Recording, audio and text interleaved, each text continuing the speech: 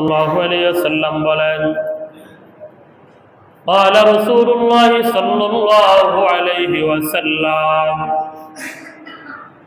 يوشك الأمم أن تداعى عليكم كما تداعى الأكلة إلى قصعتها। আল্লাহর রাসূল বলেন, কিয়ামতের পূর্বে এমন একটা সময় হবে সারা পৃথিবীর বেঈমান নাফরমানরা ইহুদি খ্রিস্টানরা মিলে মুসলমানদেরকে চতুর্দিক থেকে এমন ভাবে আক্রমণ করবে, এমন ভাবে গ্রাস করবে, এমন ভাবে ঘিরে ধরবে। আল্লাহর রাসূল উদাহরণ দিয়েছে, খাবার ভক্ষণকারীরা যেমন যখন ক্ষুধার্ত মানুষগুলো চতুর্দিক থেকে খাবার টেবিলে নিয়ে যেমন খাওয়া শুরু করে চতুর্দিক থেকে, আল্লাহর রাসূল বলে এমন সময় হবে আমার উম্মতের মধ্যে যে সময় চতুর্দিক থেকে কাফের বেঈমানরা একত্রিত হয়ে ইহুদি খ্রিস্টানরা মুশরিকরা নাস্তিক মুরতাদরা মুসলমানদের উপরে এমন ভাবে আক্রমণ করবে, বলেন না নাউযুবিল্লাহ। এ কথা সত্য না মিথ্যা? সত্য। আল্লাহর রাসূল যা ভবিষ্যৎবাণী করে গেছেন, রাসূলের যত ভবিষ্যৎবাণী, কোন ভবিষ্যৎবাণী একটাও মিথ্যা হয় নাই। আল্লাহর রাসূল যখন এই হাদিস বর্ণনা করতেছেন, তখন সাহাবী জিজ্ঞাসা করলো, এক সাহাবী, ইয়া রাসূলুল্লাহ, ইয়া হাবিবাল্লাহ, তখন কি মুসলমান সংখ্যায় কম হবে? মুসলমানদের সংখ্যা কি কম হবে নাকি? কেন এমন হবে? আল্লাহর রাসূল বলতেছে, না না, ক্বালা বাল আনতুম ইয়াওমাইযিন কাসীরুন ওয়ালাকিন্নাকুম গুসাউন কাগুসাইস সাইল।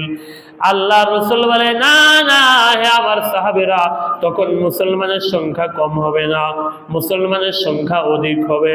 সারা বিশ্বের মধ্যে অসংখ্য অগণিত মুসলমান থাকবে, কিন্তু মুসলমানদের আধিক্য থাকার পরেও, মুসলমানের সংখ্যা বেশি হওয়ার পরেও মুসলমানরা চতুর্দিক থেকে কাফের বেঈমানদের হাতে মার খাইতে থাকবে, নির্যাতিত হতে থাকবে। কেন হবে? কেন কয়? মুসলমান যদিও বেশি হয়, আল্লাহর রাসূল বলে, ওয়ালাকিন্নাকুম গুসাউন কাগুসাইস সাইল। আল্লাহর রাসূল বলে, তোমাদের অবস্থা তখন এমন হবে, সংখ্যায় বেশি হবে, দেখতে তোমাদের সংখ্যা বেশি হবে, সারা পৃথিবীর মধ্যে মুসলমানের সংখ্যা বেশি হবে। কি বলেন, ঠিক না বেঠিক?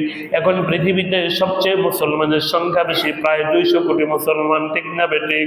আল্লাহর রাসূল বলে, এত মুসলমান হওয়ার পর তোমাদের অবস্থা হবে এমন, কয়েক তরঙ্গের মধ্যে, নদীর মধ্যে যখন স্রোত প্রবাহিত হয়, তখন খড়কুটাগুলো যেমন শক্তিহীন ভাবে, কোনো মূল্যহীন ভাবে উঠতে থাকে, ঢেউয়ের সাথে চলতে থাকে, এদের নিজস্ব কোনো গতি থাকে না, এরা পানির স্রোত যেই দিকে যায় ওই দিকে যাইতে থাকে, ঠিক না বেঠিক?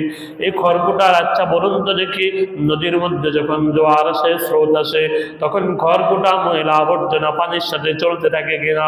এদের কোনো মূল্য আছে কিনা? এদের নিজস্ব কোনো শক্তি পাওয়ার আছে কিনা? আল্লাহর নবী বলে, মুসলমান তখন বেশি হবে, দেখতে ইমানদারের সংখ্যা বেশি হবে, মুসলমানের সংখ্যা বেশি হবে, কিন্তু তোমাদের অবস্থা হবে ওই যে তরঙ্গের খড়কুটার মতো।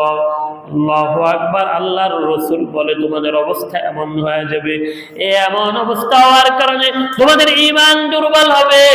মুসলমান তো বেশি দেখা যাবে, সূরাতে মুসলমান থাকবে কিন্তু ভিতরে ঈমান থাকবে না, পরিপূর্ণ ঈমানদার হবে না। ঈমানের শক্তি না থাকার কারণে, ঈমানের পাওয়ার না থাকার কারণে, ওই যে বদরের প্রান্তে, উহুদের প্রান্তে মুসলমানের সংখ্যা কম ছিল, কিন্তু ঈমান তাদের মজবুত ছিল। কি বলেন, ঠিক না বেঠিক? তাদের ঈমান মজবুত ছিল, সংখ্যা কম ছিল। ও মুসলমানের উম্মতেরা, আল্লাহর রাসূলের যুগে মুসলমানের সংখ্যা কম ছিল, কিন্তু ঈমান তাদের মজবুত ছিল। যার কারণে ঈমান মজবুত হওয়ার কারণে আল্লাহ তাআলা বদরের প্রান্তরে মুসলমানদেরকে বিজয় দান করেছে। 313 জন মুসলমানের সামনে সুসজ্জিত 1000-এর সৈন্যবাহিনী দাঁড়াইতে পারে নাই। লক্ষ লক্ষ বাহিনী নিয়ে এসো মুসলমানদেরকে পরাজিত করতে পারে নাই। মুসলমান বিজয় হয়েছে কারণ মুসলমানদের মধ্যে তখন ঈমানের কুওয়াত বেশি ছিল।